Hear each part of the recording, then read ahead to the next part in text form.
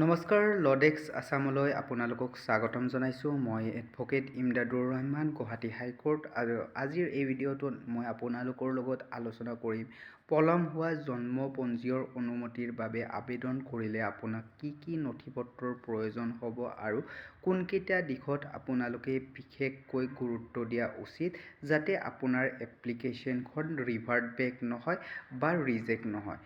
আপুনি যদি delayed birth certificate বনাব গৈছে আৰু আপোনাৰ যদি নৱজাত শিশুৰ নিউবৰ্ণ বেবীৰ যিটো এজ হয় এইটো 1 year পাৰ হৈ গৈছে, তেতিয়াহ'লে আপোনালোকে ডিলেড বাৰ্থ ৰেজিষ্ট্ৰেশ্যনৰ কাৰণে এপ্লাই কৰিব পাৰিব। নিজেও কৰিব পাৰিব বা CSC চেণ্টাৰৰ পৰা আপোনালোকে ডিলেড বাৰ্থ চাৰ্টিফিকেটৰ কাৰণে এপ্লাই কৰিব লাগিব।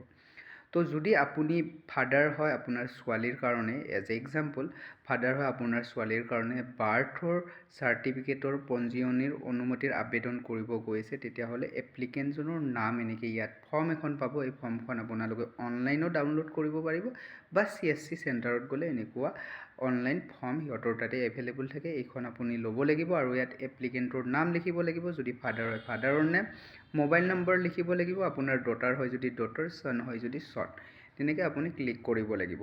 তাৰপিছত আপোনালোকৰ বেবীৰ নিউবৰ্ণ বেবী যিটো নাম, সেই নামটো আপোনালোকে বহুৱাব লাগিব, ডেট অফ বাৰ্থ বহুৱাব লাগিব, তেওঁৰ জেণ্ডাৰ কি হয় সেইটো বহুৱাব লাগিব, ফাদাৰৰ নাম, মাদাৰৰ নাম, আৰু ক'ত জন্ম হৈছিলে নিউবৰ্ণ বেবীটো, হস্পিটেলত হৈছিলে যদি হস্পিটেলৰ নাম দিব লাগিব, ঘৰত হৈছিলে যদি ঘৰৰ নাম দিব লাগিব।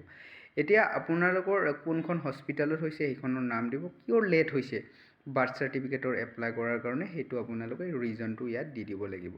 আৰু আপোনাৰ এড্ৰেছ, ষ্টেট, ডিষ্ট্ৰিক্ট, চাব division, circle officer, village, town, pin code, এইবিলাক ডকুমেণ্ট লিখিব লাগিব। ইয়াত তলত দিয়া আছে আপোনাৰ কি কি ডকুমেণ্টৰ প্ৰয়োজন হ'ব। ছাপৰ্টিং ডকুমেণ্ট, ছাপ'জ বেবীজনৰ বয়স 6 বছৰতকৈ ওপৰত হৈ গৈছে, তেতিয়াহ'লে স্কুলৰ পৰা বা চৰকাৰী চিকিৎসালয় বা ব্যক্তিগত চিকিৎসালয়ৰ পৰা জন্ম সম্পৰ্কে এখন প্ৰমাণপত্ৰ বা বয়সৰ প্ৰমাণপত্ৰ তাৰ পৰা আনিব লাগিব। আৰু 6 বছৰৰ ওপৰৰ হ'লে সেইটো লাগিব, আৰু যদি 6 বছৰৰ তলৰ হয় তেতিয়াহ'লে আপোনালোকৰ ৰেজিষ্টাৰ্ড হস্পিটেলৰ পৰা চাৰ্টিফিকেট বাৰ্থৰ বা এজৰ প্ৰুফ এখন ল'ব লাগিব। লগতে আপোনালোকৰ এখন এপ্লিকেণ্টে এখন এফিডেভিট বনাব লাগিব, আৰু এপ্লিকেণ্টজনৰ যিখন এফিডেভিট সেইখন নটাৰাইজ আৰু আইডেণ্টিফাইড হ'ব লাগিব। আৰু এপ্লিকেণ্টজনে 1966 বা 1965ৰ ভোটাৰ ফটোকপি, লগতে 1997ৰ ভোটাৰ ফটোকপি আপলোড কৰিব লাগিব ফৰ্মখনৰ লগত। আৰু লগতে এপ্লিকেণ্টজনে কাৰেণ্ট ভোটাৰ যিটো লিষ্ট হয় সেইটোও আপলোড কৰিব লাগিব। এইখিনি ডকুমেণ্ট লাগিব। যদি হস্পিটেলত হৈছে হস্পিটেলৰ যদি ডিছচাৰ্জ কিবা চাৰ্টিফিকেট আছে ডিছচাৰ্জ চাৰ্টিফিকেট লাগিব, আৰু যদি বেজি দিয়া কিবা কাগজ আছে বেজি দিয়া কাগজ লাগিব।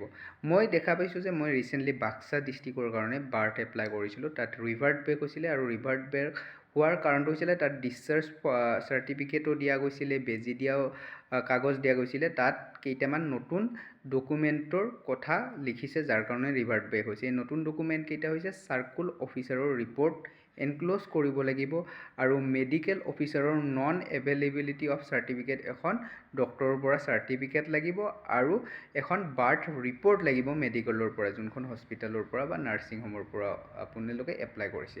আৰু এই গোটেইখিনি আপুনি ডকুমেণ্ট আপলোড কৰিব লাগিব, তেতিয়া আপোনাৰ বাৰ্থ চাৰ্টিফিকেটৰ যোনটো পাৰ্মিশ্যন সেইটো পাৰ্মিশ্যন আপোনালোকৰ আহি যাব।